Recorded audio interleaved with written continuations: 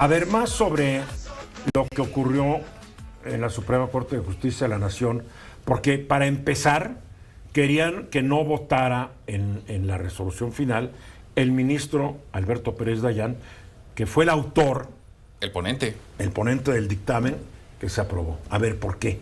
La consejería Debe jurídica correr a su consejero el presidente, buscarse evidentemente, a alguien que sí sepa. porque aparte de mal asesorar, ese es un error para los abogados de primaria. Bueno, le piden al Pleno de la Corte que Pérez Dayán no participe en la votación. Aparte de que es el ministro ponente, no puedes hacer una solicitud de esa porque se rompe cualquier principio de parcialidad o de imparcialidad, mejor dicho. Es un ministro en pleno uso y ejercicio de sus prerrogativas. ¿Y qué es lo que alegaba la consejería? Que había un dolo político, personal y una influencia en el tema de presentar una ponencia contraria a lo que se había solicitado. O sea, si el ministro está en contra de mí, hay dolo. Sí, y aparte Y si está a favor, influenciado. hay amor. Totalmente de acuerdo. En este caso el amor es 9-2, ¿no? Bueno, incluso llama mucho la atención, como bien lo dijiste, lo del ministro Saldívar, que eso ya obedece a otro análisis político, pero que llama la atención independientemente que aunque hubiera votado en contra, el 3-8 no daba, creo que él hizo ya otro tipo de valoración. Yo creo que ya está empezando a verse ante los ojos de la historia. Y considerando lo que platicábamos en el bloque anterior de las implicaciones, bueno, ¿qué significaba si ese plan B hubiera continuado? Pues que se eliminaran las 300 juntas distritales, que se corriera al 84% del personal de civil de carrera. ¿Quién iba a ser el padrón electoral? ¿Quién iba a instalar casillas? ¿Quién iba a contar votos? ¿Quién iba a renovar credenciales de votar? O sea, era desmantelar al INE.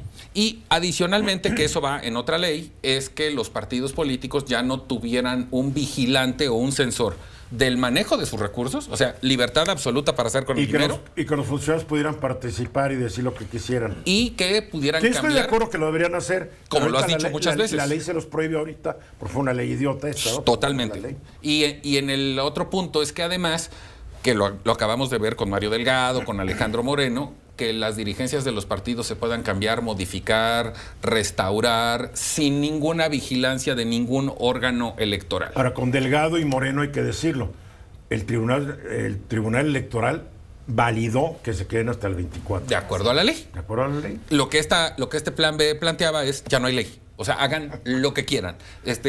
No hay vigilancia del uso de los recursos. Sí, es ridículo. Ahora, entonces, pedían que no participara Pérez Dayán y se sometió a votación. Sí, señor. ¿Y cómo quedó esa votación? Unánime. Imposible, pero hasta... Con el voto de Pérez Dayán también, Sí, ¿verdad? sí, obviamente, porque nadie le iba a decir que no. Si no hubiera sido 10-0. Pero hasta Loreta y Yasmín votaron que eso era imposible. O sea, hasta ellas se dieron cuenta del despropósito, del absurdo. Y digamos que aunque no cuidan mucho luego la imagen, digo, ya sabemos en el caso de la ministra Yasmín, no es lo que más le preocupa, por lo menos en eso fueron puntuales en términos de el reglamento de la vida interna de la Corte, en el que ahí sí creo que el Ejecutivo no tiene ni siquiera por qué opinar si un ministro vota o no vota. Para eso está, es su facultad. Bueno, es la lucha, es la lucha. O sea, yo también entiendo, el presidente va a hacer su lucha. Y si lo mal asesora su consejera, bueno, él no es abogado, él es politólogo. Y tiene a la consejera pues para que le dé el mejor consejo, ¿no? Pero yo creo que a estas alturas el presidente ya debe de saber más de leyes que su consejera jurídica. No lo creo. No ha tenido tiempo de estudiar. ¿A qué horas quieres que estudie? Vive viajando por todo el país. Así han sido los últimos 20 y tantos años. Alejandro. Gracias, Eduardo. A mí me digo, qué interesante las dinámicas que se han dado al interior de la Corte, pero también, digo, me gustaría resaltar, porque también lo comentaste en un inicio y estoy de acuerdo contigo. Para no discrepar en todo. No, pero resulta interesante ver algo que quizá no era tan evidente hace un tiempo y hace unos meses, ¿no? O sea, yo creo que somos más demócratas de lo que creemos, nuestro entramado institucional es más robusto y la República goza de cabal salud, y lo que sucedió hoy es evidencia de eso, ¿no? O sea, ¿qué ocurrió hoy? Básicamente, pues se hizo por supuesto que que hay un tema de resaltar insuficiencias en el proceso legislativo que se hizo al vapor, sin revisión, etcétera. Pero yo creo que en el fondo lo que está defendiendo la Corte es que no se convierta el poder legislativo y las mayorías del Parlamento en una tiranía en contra de las minorías. Sí, la famosa dictadura de las mayorías, ¿no? Exacto. Entonces, que aparentemente es la filosofía del presidente, ¿no? La mayoría manda y los que no pertenecen a esa mayoría se friegan. Exacto. Pero además se la pusieron fácil a la Corte, porque en realidad, como hemos estado diciendo, pues se aprobó express, lo mandaron, yo creo que apenas las copias, las hojas. Entonces, bueno, para la Corte fue muy sencillo. No creo que sea sencillo, porque también acuérdate que hay unos ministros que están más politizados. Claro, pero en términos del documento era fácil pero hacerlo. Ojalá siempre fuera así. Bueno. Digo, ojalá siempre fuera así. La verdad es que yo apostaba casi doble contra sencillo que Arturo Saldívar iba a votar en contra y estaba a ver cuál otro se suma con los, ya con 4 iba el plan B. El pronóstico era ese. Ya tienen 3 seguros, nada más van por 1. Claro. La gran sorpresa fue Saldívar. Sí. Pero es que Arturo Saldívar ya ha dado demasiadas maromas como para seguir dando más y su credibilidad en el piso, pues. Bueno, lo que tú dices es importante. Tal vez Arturo Saldívar está viendo que la memoria que él va a dejar no es la que le conviene dejar. O sea, ningún ministro de la época contemporánea de México, bueno, hay 2 que sí, pero no quieren dejar la imagen de que son gatos del presidente. Yo creo que Arturo Saldívar ha de estar pensando en eso, cómo va a juzgar la historia y cómo va a juzgar mis contemporáneos. A las otras 2 creo que les vale un cacahuate, ¿no? Sí. Fíjate que a Yasmín y a Loreta. Esta tesis de Saldívar del efecto corruptor. A ver, platícalo otra vez. El ministro Saldívar lo que inició en su discusión es que por violaciones al debido proceso legislativo y ante la evidencia de que no hubo tiempo de leer las cosas y no se dio tampoco equidad a los demás partidos políticos para tener una discusión íntegra y no se les dio la oportunidad, efecto corruptor, los que no son abogados también de sentido común, es obvio que un ser humano no puede en tan poco tiempo estudiar, reflexionar 300 artículos. En 3 horas, ¿verdad? En unas cuantas horas, y luego que vote con tal contundencia y sentido de que están bien y que no se discuten.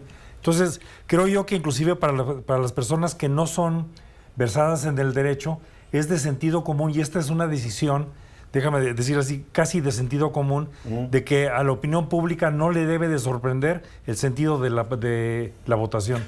Lo que sí sorprende es 9-1 por Saldívar. Es el 9-2, ¿no? El 9-2, perdón. Sí. Porque Arturo podría haber agarrado la misma actitud de Yasmín y de Loreta, Ana Laura. Sí, lo que ellas dijeron es que como se discutió en la Junta de Coordinación Política, entonces sí se tuvo oportunidad para discutir. No, la Junta de Coordinación Política no es la soberanía. Esa fue La soberanía esa fue la tesis son de todos Yasmín. los diputados. Esa fue la tesis de Yasmín. Sí, pero debo reconocer que Loreta Ortiz dijo, sí reconozco que no hubo el tiempo, que fue demasiado apresurado y que además no hubo el rigor suficiente.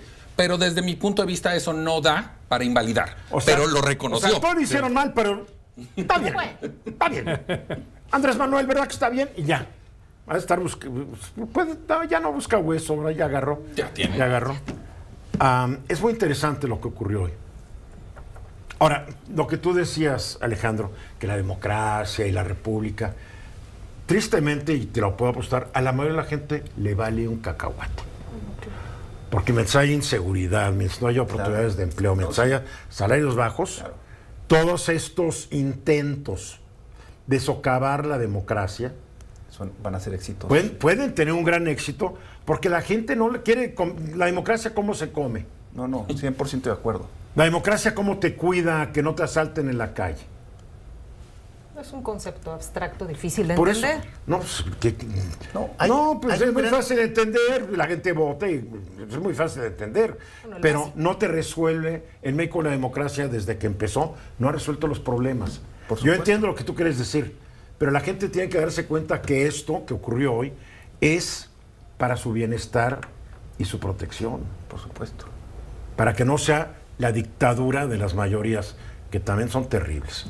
¿Ya vamos a mensajes? Nos queda un minutito. ¿Cómo aterrizas tu tema, Guillermo? Pues que básicamente, y qué bueno que tocó José Luis el tema, sí hay un reconocimiento de parte de Loreto Ortiz de que no se hizo bien. En todo caso, lo que ella dice es insuficiente. O sea que por sus pistolas ella votó en contra. Pues digamos Casi, eso ¿no? podría volver, si lo analizas, 10-1, ¿eh? La única que sí defendió a carta cabal, porque se platicó antes en la Junta de Coordinación, fue Yasmín Esquivel. Bueno, pero si a mí me defiende después de que se comprueba que soy un plagiario. Y ustedes dicen, bueno, fue un error de juventud. Claro que voy a ser leal. La calidad moral. Más leal que, que una perra. La calidad moral entra en otra valoración. No, por favor, esta no le falta ladrar.